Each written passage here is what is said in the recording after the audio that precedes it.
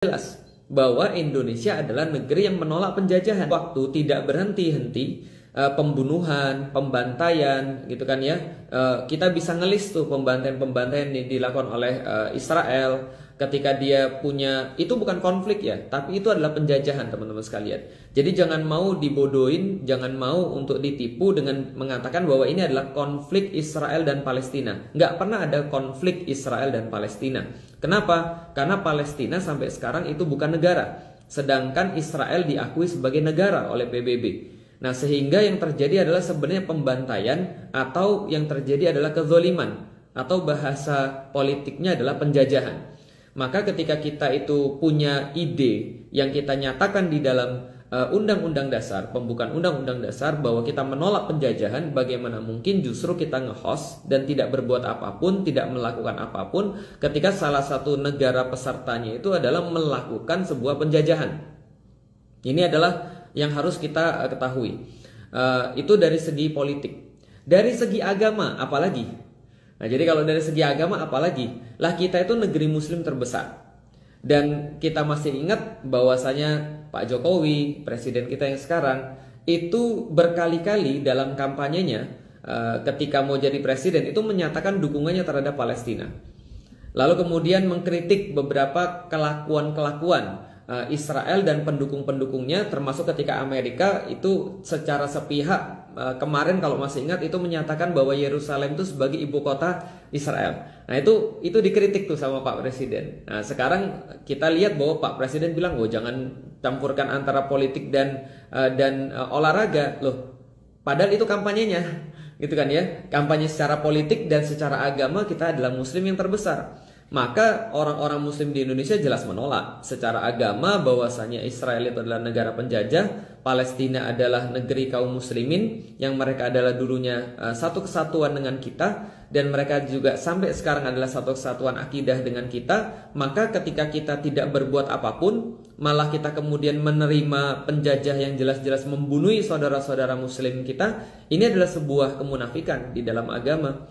Ini adalah sebuah tindakan yang sangat tidak punya tenggang rasa, tidak punya sebuah rasa keadilan.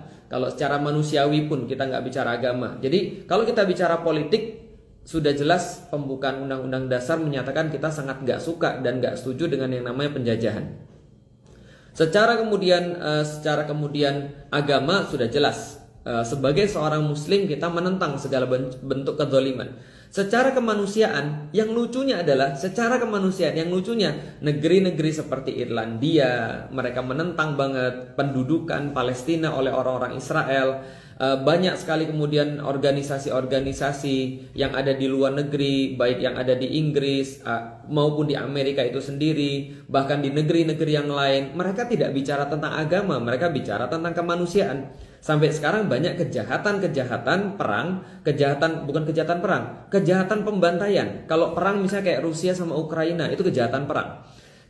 Karena mereka udah sepakat untuk perang nih, kita war. Nah, masalahnya yang di Palestina itu bukan war. Yang di Palestina itu adalah kezaliman. Yang di Palestina itu adalah sebuah pembantaian. Nah, kalau seandainya ini dibiarkan, berarti kita sama aja melegitimasi, seolah-olah tidak terjadi apa-apa. Seolah-olah ada orang yang mudah melakukan kejahatan-kejahatan perang secara manusiawi.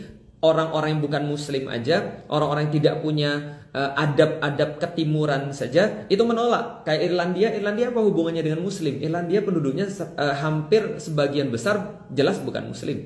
Inggris juga sebagian besar juga bukan muslim, tapi mereka nggak senantiasa harus setuju dengan organisasi-organisasi yang ada di situ, tidak senantiasa setuju. Bahkan penolakan terhadap Israel datang daripada orang-orang yang main bola, seperti kayak Cristiano Ronaldo misalnya, atau misalnya dengan beberapa pemain-pemain bola yang lain yang mereka cuma berbicara tentang kemanusiaan. Jadi kita mau bicara tentang apa nih? Kalau kita lihat orang yang main bola saja, itu banyak di antara mereka yang masih punya rasa kemanusiaan merasa bahwa ngapain kita main dengan timnas Israel, padahal mereka bukan muslim.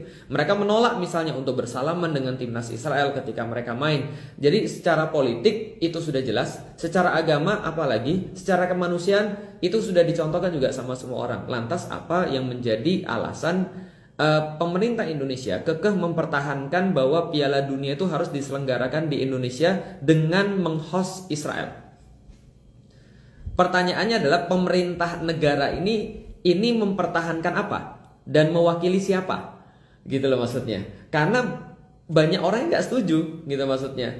Nyata-nyatanya organisasi-organisasi Islam semuanya menolak. Bahkan kita lihat Gubernur Bali aja memberikan sebuah statement penolakan hanya karena ya ini status Israel adalah negara yang nggak jelas, yang akhirnya kalau seandainya Indonesia nge-host Piala Dunia U20 lalu kemudian menerima dengan tangan terbuka timnas Israel di sana, maka apa ini nggak justru merusak hubungan kita dengan negara-negara yang lain yang sudah punya standing position yang sangat jelas, yang sudah punya positioning yang sangat jelas bahwasanya kami menolak untuk berhubungan dengan Israel. Kayak kemarin ya, Cataluna itu ya ini ya, pemerintah Barcelona itu dengan tegas mengatakan bahwa kami nggak mau berhubungan dengan orang-orang yang punya kejahatan perang.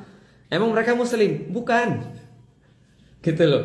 Mereka justru adalah orang yang cuma bicara tentang kemanusiaan, gitu loh. Lalu kemudian orang dengan entengnya berkata, oh jangan campurkan antara politik dengan olahraga. Ini masalah kemanusiaan, olahraga itu juga masalah kemanusiaan. Masa kita balik logikanya, masa gara-gara olahraga kita mengorbankan pembukaan undang-undang dasar? Masa gara-gara olahraga kita mengorbankan kemanusiaan kita? Masa gara-gara olahraga kita mengorbankan bagaimana posisi kita di depan agama kita, di depan Allah? Nah, kita balik. Emang mau kalau gitu? Oh, jangan campurkan agama dengan olahraga dong. Pertanyaannya sederhana. Kalau gitu agamamu untuk apa? Kalau agamamu nggak boleh dipakai untuk politik, kalau agamamu nggak boleh dipakai untuk olahraga, kalau agamamu nggak bisa dipakai untuk kehidupan, kalau agamamu nggak bisa dipakai untuk kamu bersikap untuk universalitas kebaikan, nggak boleh dipakai juga. Agamamu nggak boleh dipakai dalam kehidupan, lalu agama dipakai untuk apa? Sunatan doang, nikahan. Lalu kalau mati doang, kalau baru mau dikafan.